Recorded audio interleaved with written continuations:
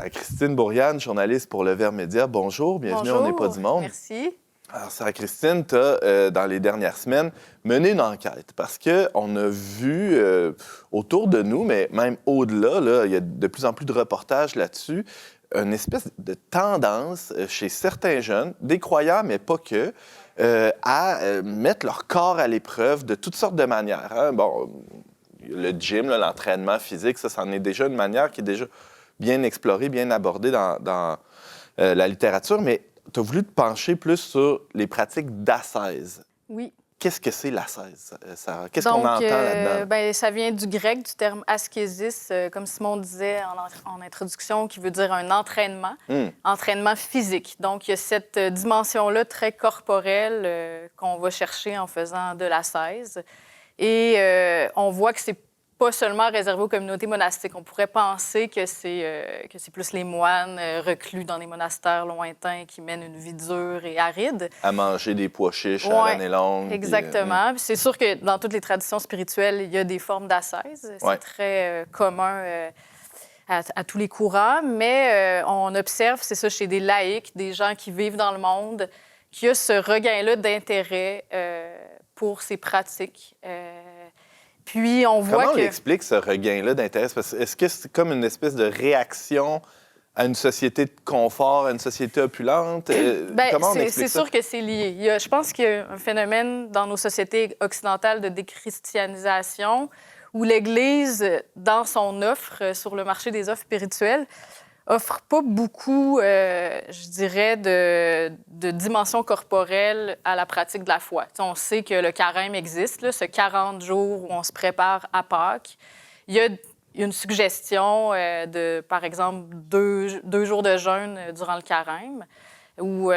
Puis, c'est assez souple. On va dire... jours de jeûne sur 365, on s'entend, c'est Alors que... personne qui va perdre 5 livres avec ça. Là. Ben non, c'est ça. Donc... Du côté de... J'ai interviewé une sociologue des religions en Suisse, à l'Université de Fribourg, puis elle me disait que les gens du côté de l'Église ne trouvent pas nécessairement de réponse à leur désir de pratiquer une ascèse. Puis évidemment, la promesse de bonheur que nous a fait la société de consommation, on voit que plus on accumule des biens, plus c'est pas ça qui va nous remplir. Puis c'est un peu en réaction à ça qu'on pourrait être tenté de vouloir plus, en fait. Puis, quand on est jeune converti, de ce que j'ai observé dans les personnes que j'ai interviewées, on ne veut pas faire les choses à moitié. Il y a une espèce d'exigence, de radicalité où on veut être à fond dans ce qu'on fait.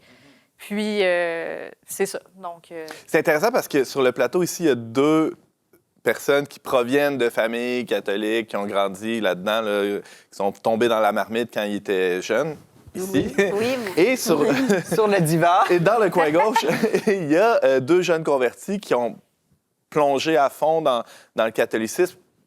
Une fois rendus adultes, dans la vingtaine, c'est le cas de vous deux, Simon et Sarah Christine. J'aimerais t'entendre, Simon, là-dessus.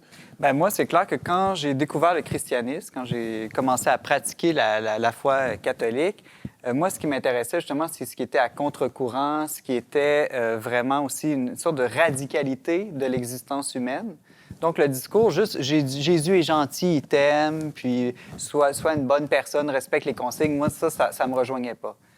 Moi, ce qui me rejoignait, c'était regarder ce que les grands saints ont fait, les pères du désert, et puis d'essayer que ma foi soit incarnée, comme disait Sarah, dans mes actions, dans mon corps, dans toutes les dimensions de ma vie. Que ce soit pas juste des belles valeurs. Ouais. D'ailleurs, avant d'être chrétien, je m'intéressais aussi beaucoup, par exemple, au stoïcisme. Puis je remarque que dans la culture actuelle, la philosophie stoïcienne revient beaucoup à la mode. Les Pensées de Marc Aurèle sont généralement un des livres les plus vendus dans le top 10 de la plupart des librairies en Amérique du Nord. Bon, c'est peut-être lié aussi au film Gladiateur 2, là, qui vient de sortir il n'y a pas si longtemps. Est-ce que ça peut être rassurant pour quelqu'un de suivre des règles très strictes quand on embrasse, mettons, la foi catholique? Ou... Un cadre, un programme. Oui, je pense aussi au phénomène Jordan Peterson avec son livre sur les 12 règles de vie là, pour vivre. Sarah et moi, je pense qu'on est nés dans une époque où tout est permis. Il n'y a pas de règles. Fais ce qui te tente, comme tu veux. Et puis, on a vécu ça toutes les deux. On a vu que ça ne nous a pas conduit à un bonheur. Et donc, on pense... Moi je vois les règles, des règles intelligentes, des règles éprouvées par une sagesse ancienne qui ont porte fait du fruit. exactement comme quelque chose de positif. Puis pour le corps, on le sait que ça prend une certaine ascèse, certains exercices pour être en santé. Donc, il me semble que pour l'âme, c'est naturel d'arriver à la même conclusion. Oui, si on pousse à l'absurde, on sait tous, on a tous fait l'expérience que se clencher un sac de chips le soir, on n'est pas bien, ni dans notre corps, ni même dans tout notre être. Donc, c'est clair. à l'inverse, d'avoir une saine hygiène. discipline ou une hygiène, il y a des bénéfices évidents pour tout le monde. Fait que c'est un peu dans ce sens-là, mais toi, tu as eu envie d'y aller à fond. Simon, on revient... Ouais. À fond, puis après, il faut retrouver l'équilibre. C'est ça. Sarah-Christine, dans ton reportage là, qui va être publié bientôt sur notre site web leverbe.com, tu as eu l'occasion de rencontrer des gens qui ont fait des programmes plus intenses que... Ben, on disait le carême, pour les chrétiens, ça reste assez souple là, comme règle. Mais il y a la possibilité, pour ceux qui le désirent, de faire des programmes ou des parcours qui vont vraiment plus loin. Qu'est-ce que tu as pu constater chez ces gens-là? Ce qui est intéressant, c'est... Moi, ce qui m'a frappé, c'est la dimension communautaire. Parce que je trouve qu'on peut faire de l'ascèse en étant très volontariste, l'amélioration de soi par soi.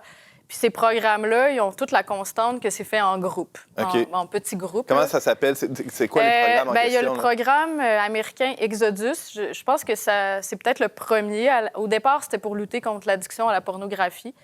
Ça s'est élargi. C'est un programme de 90 jours. Donc, ça commence avant le carême. Puis ce qui est intéressant, c'est que dans l'Église ancienne, il y avait comme ce qu'on appelle, j'ai appris le mot septuagésime, qui veut dire 70 jours. C'est comme si on s'entraîne avant que le carême commence. Des fois, on commence le carême, on sent qu'on a manqué le départ, on est un peu anesthésié. On a étiré le mardi gras un peu. Oui, c'est ça, exact. Puis là, l'idée, c'est comme de vraiment préparer son cœur, de s'échauffer à plus pour que quand on va entrer dans le carême. Donc, il y a quelque chose de... Puis quand tu le fais souvent pour quelqu'un d'autre. On appelle ça l'adoption spirituelle. Tu t'offres tes sacrifices pour une autre personne. Comme je parlais à quelqu'un qui, lui, le faisait pour son couple. Puis après, peut-être au 8e jour, il a vu sa femme avoir une grande prise de conscience sur quelque chose que lui essayait de lui passer comme message. Puis là, finalement, c'est venu d'elle. C'est une technique de manipulation, au fond. Mais ce qui est intéressant, c'est ça. Puis en plus, tu vois les faiblesses de chacun, en fait. Parce qu'on pourrait dire... Dans le groupe, si on était tous ici dans le même groupe d'Exodus, là, ou un truc comme ça... On en parle régulièrement de nos combats, de comment on a vécu la dernière semaine. Il y en a pour qui ça va être facile de faire de l'exercice 3 fois semaine. Pour un autre, ça va être difficile de ne pas manger de sucre. Donc, c'est un programme très exigeant, en fait. Ça implique quoi comme restriction? C'est ça, ça fait peur, là, tu te dis. Puis d'ailleurs, il y a quelqu'un qui me disait, on n'y arrive pas. On pourrait se dire, moi, j'arrive là, On pourrait s'enorgueillir de dire, moi, j'ai été capable de faire tout ça, mais ça implique de couper les réseaux sociaux, couper l'alcool, faire de l'exercice. Il y a des programmes féminins puis masculins aussi. Donc, par exemple, pour les femmes, je pense que c'est ne pas critiquer, la médisance, les douches froides. Il y a à peu près 15 prescriptions. Là. Puis, évidemment, il y a l'aspect spirituel qui est 1 heure de prière par jour. Donc, Exodus, il y a Virtus, un nouveau programme qui est lancé par Hosanna. Ensuite, il y a aussi des programmes plus féminins, Fiat, Manify. Donc, c'est toutes sortes de manières d'entrer dans un mode de vie où on essaie justement de changer nos mauvaises habitudes pour en créer des nouvelles. Puis créer des nouvelles habitudes, ça prend du temps aussi. C'est pour ça que ça s'inscrit dans la durée. Puis une fois que tu as réussi à le faire dans la durée, tu te dis, moi, je peux continuer. En fait, j'ai réussi à le faire 90 jours.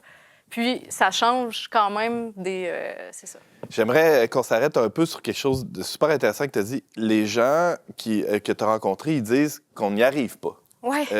Et c'est peut-être ça la bonne nouvelle ou la clé de cette affaire-là. C'est-à-dire qu'on ne peut pas être parfait. On est des êtres de chair, on est des êtres imparfaits. On ne peut pas réussir ce programme-là d'une manière impeccable, comme des robots, comme des machines.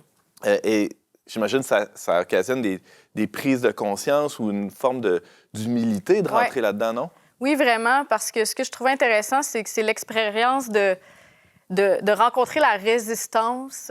La chair, c'est ce qui résiste en nous.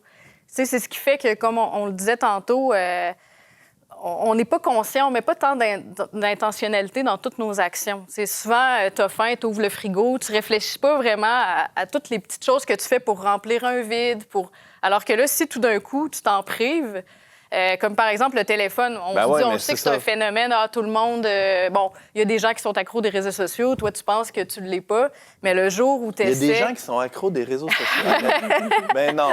Mais essayez de vous en priver. Puis c'est ça qu'un des participants me racontait, c'est que lui, après avoir fait ce programme-là, il s'est acheté un flip phone parce qu'il a dit « Moi, je suis pas capable. » En fait, puis souvent, on pense que Dieu va nous aider à mener des combats, mais il dit ouais, on se dit, mais Dieu nous aide pas. Mais pourquoi Dieu m'aide pas là, à me contrôler là, par rapport aux réseaux sociaux? Exactement, mais c'est que le combat, c'est peut-être justement de ne pas être en tentation perpétuellement. Donc, lui, il a dit, je ne suis pas capable de maîtriser je suis toujours sur mon téléphone, donc je prends des moyens pour ne pas avoir à lutter perpétuellement contre ça. Bon, tu sais, après ça, chacun a une manière de le vivre, mais lui, c'était ça, sa prise de conscience. Comme si quelqu'un qui travaillerait quelqu'un qui travaille dans une confiserie, il vend des bonbons à la journée longue, puis dit « Je suis pas capable de résister à la tentation. Dieu, aide-moi. » Peut-être que la solution, ça serait de changer de travail ou de... Oui, genre. C'est sûr que c'est... Puis, c'est vrai que, comme tu dis, ça amène une certaine humilité de dire « Dieu, viens à mon aide. » C'est pour ça qu'on dit que l'ascèse, ça peut rapprocher de Dieu, ça amène à voir la vulnérabilité de sa chair, puis en le faisant en groupe, tu vois aussi celle des autres. Donc, Tu donnais l'exemple d'ouvrir le frigo là, puis de se servir. Peut-être qu'on a l'impression qu'on est en contrôle de notre vie, qu'on maîtrise notre vie, alors que finalement, bien souvent, on est maîtrisé par nos passions, par nos pulsions, par notre libido. Finalement, on ne contrôle pas grand-chose, puis on se fait mener par le bout du nez, par cet aspect presque animal chez nous, non? Oui, exactement. Donc, le grand but de l'ascèse, c'est aussi de maîtriser ses pulsions, d'être plus libre. Qui sont bonnes, là, ces pulsions-là. Puis Exodus, faut pas démoniser ces pulsions-là du tout. Exact. Puis souvent, on va dire, tu sais, c'est un peu de se détacher du monde pour mieux y revenir, dans le sens que les choses dans le monde ne sont pas nécessairement mauvaises. Là. On s'entend qu'il y a des bonnes choses dans la nourriture. La cuisine, c'est une noble science. Je ne sais pas si on peut dire que c'est une science, mais dans le sens que... Comment? Un art. Oui, exactement, un art.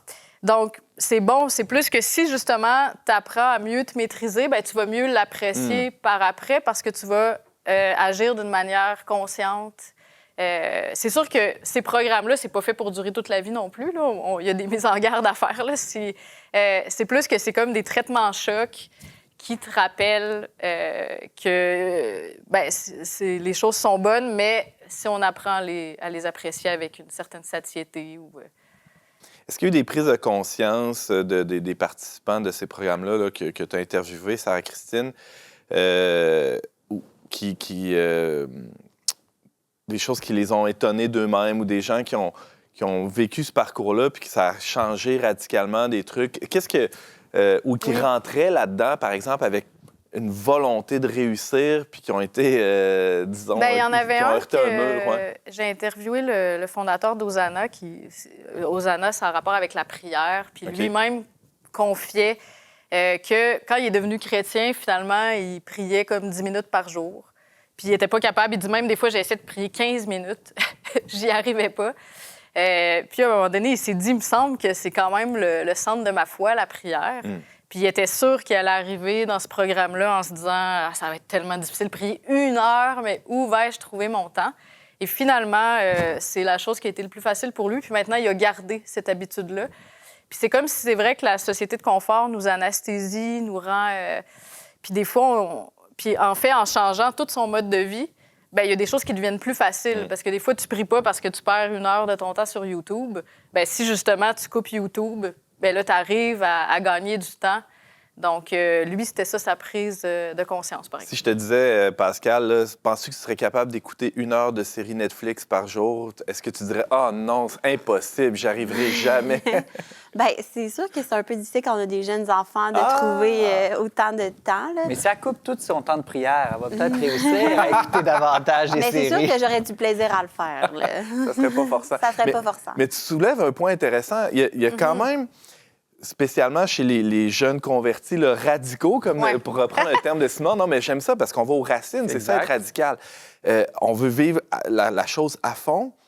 Il y a un désir presque de vie monastique où Oui. on est dans le monde, on a une vie de famille, on a une vie on travaille, tout ça. Ouais, ouais, Mais ouais. on a un appel, on sent un appel à une vie totale, à Oui. une vie de foi qui est vraiment intégrée à toute notre être. Il n'y a pas une espèce de clash là, entre ces deux idéaux-là. Ouais. Par exemple, la vie de famille et la vie monastique. Moi, j'aimerais ça, avoir Oui. une vie monastique. Ouais, de ouais, silence, c'est clair. mais c'est pas ça. Ben, là, c'est ce mon qu'un des quotidien. participants a partagé. Il dit ça nous prend une spiritualité au 21e siècle pour les familles. Parce que souvent, l'héritage chrétien nous parle des grands saints qui ont eu des vies austères, mais Mais c'était beaucoup des religieux, ces gens. Oui, exact. Puis là, qu'est-ce qu'on fait, nous, quand justement on a une vie familiale bien remplie? Puis c'est ça qui est étonnant. Tu sais, je parlais à un père de famille qui a 4 enfants, puis je me dis, t'as trouvé le temps de faire ça? Il disait, ma vie était déjà très chargée, puis là, il se met à en rajouter en faisant ce programme-là. Mais au contraire, c'est que ça permet d'adapter ta vie en fonction de tous tes attachements, de tout ce que tu peux faire dans une vie de famille, parce qu'on est tenté de tout bord, tout côté, on peut dire, dans notre monde de consommation. Puis Mais- lui, ben, ça lui a permis de replacer Ça a les choses. purifié, ça a simplifié bien des aspects de sa Exactement. vie. OK, c'est intéressant. Le grand principe à la base de la vie monastique et religieuse, c'est les conseils évangéliques, c'est de délaisser des petits biens pour embrasser des plus grands biens. Et Oui. ça, peu importe notre état de vie, qu'on a des enfants ou pas, qu'on travaille dans le monde ou pas, tout le monde peut se demander quels sont... J'ai pas essayé de renoncer au mal, ça, tout le monde devrait renoncer au mal, mais quels sont les petits biens? Écouter une série Netflix, c'est pas nécessairement mal, Non, c'est même c'est ça. un certain plaisir, Exactement. un certain bien, mais est-ce que je pourrais pas y renoncer pour quelque chose qui me donne encore une joie plus profonde et Ouais. plus grande? Et ça, je pense que tout parent peut se poser cette question-là. Oui, puis l'idée dans la 16 aussi, c'est de mourir à soi-même ou mourir parce qu'on pense pour être plus heureux, là, dans le sens que Ouais. c'est un peu l'appel du christianisme. Là, tu sais, c'est pas rose bonbon. Des fois, dans l'Église, on pense que c'est ça, la vie est facile, mais il y a quand même une certaine exigence. Puis, un des participants me disait, ben moi, j'attends beaucoup que les conditions matérielles soient remplies pour qu'après, je sois heureux. Mais au contraire, c'est d'apprendre à vivre avec le fait que ça sera peut-être pas tout parfait, mais qu'à partir de là, moi, je me donne, puis j'essaie de vivre la vraie vie à laquelle je suis appelée. Puis finalement, ça donne beaucoup plus de joie. Puis c'est ça, il y a aussi l'idée de, dans les petites choses, tu sais, si tu arrives à maîtriser les petites choses, tu vas être prêt pour la grande épreuve. Ou, c'est ça. Une maladie ou Exactement. quelque chose qui peut C'est comme arriver une dans la vie. préparation à des épreuves plus Des importantes. petites morts en vue de l'ultime Exact. mort, qui est le Exact. passage ultime de la vie. C'est la logique derrière la 16. Ça, Christine, on peut lire dans quelques jours ton reportage sur le sujet de la 16 ou d'un regain d'ascèse là, chez certains jeunes. Un reportage fascinant. On pourra voir ça sur leverbe.com. Merci Oui, beaucoup, Sarah-Christine merci. Bourriane.